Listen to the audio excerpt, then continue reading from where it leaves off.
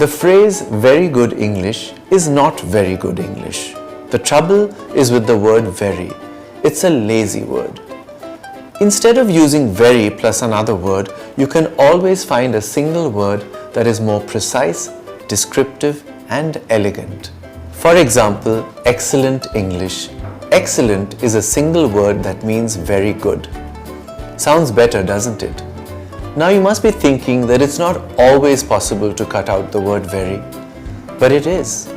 Let me give you examples from A to Z.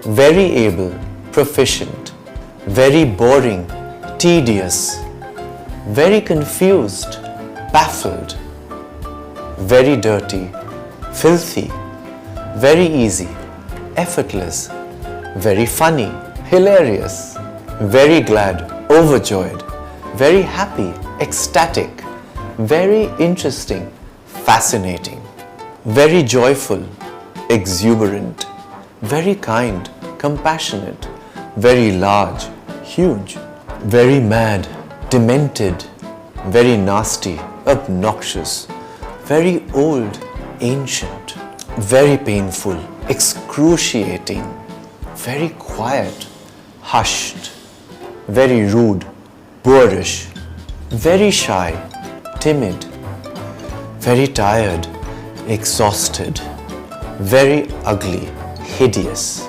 very vicious, malicious, very wicked, evil, very xenophobic, jingoistic, very young, juvenile, very zen, meditative. See? Not very hard. I mean not difficult.